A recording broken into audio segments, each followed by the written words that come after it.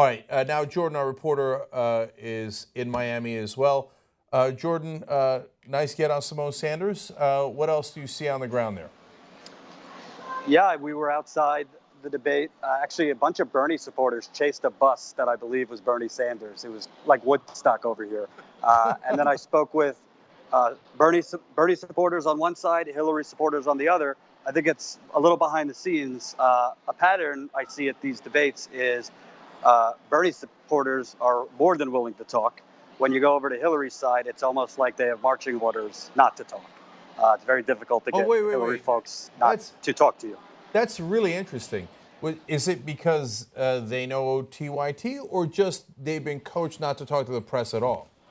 I think most of them don't know what the hell TYT is by their age, but I would say I get a feeling that there's marching orders. Only these official representatives or staff members are allowed to talk. There was a lot of members of the teachers union out there. I only got to talk to one of them, who frankly was a giant talking point. When I tried to talk to other folks, it was all empty stares. I'd love to, but I can't. Wow, that is interesting. That is interesting. So, it's interesting to contain the excitement of your own supporters. I know why they do it. They don't want any videos out there of one of their supporters saying something wrong, and then they'll get blamed for it. And there is an upside to it, which is that look at how organized they are, that they already got to their supporters in front of the debate, told them to hush up, told them who their leader is, and fed them talking points. So give them points for organization, but it doesn't lead to a lot of excitement, I think. But you're on the ground, Jordan.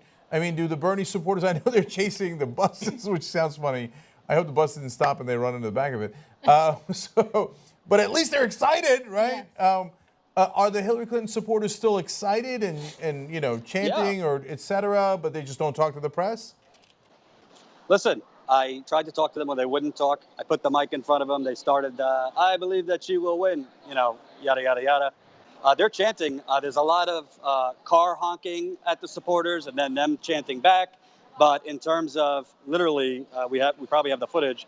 I'll say, hey, anybody here want to talk to me? Jordan with the Young Turks.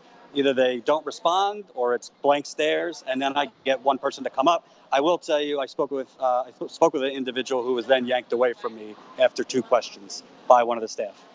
Oh, wow. So the Hillary Clinton staff is standing next to their supporters and orchestrating.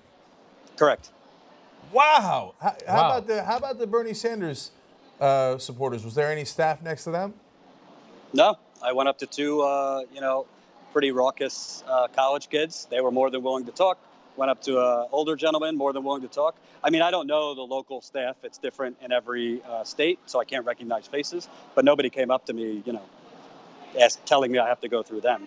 And the Bernie supporters are more than eager to talk to us. And by the way, they know us, most of them. Those guys know us, yes. And so it's interesting because, that's how a revolution happens. It's a little chaotic. It's very kinetic, right?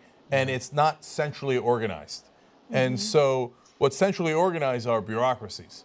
Now, but they have good organization. Again, there's a downside to it, but there's an upside to it too. But you can tell that the organization worked in the beginning, but now maybe breaking down a little bit. And so sometimes that happens when movements get momentum.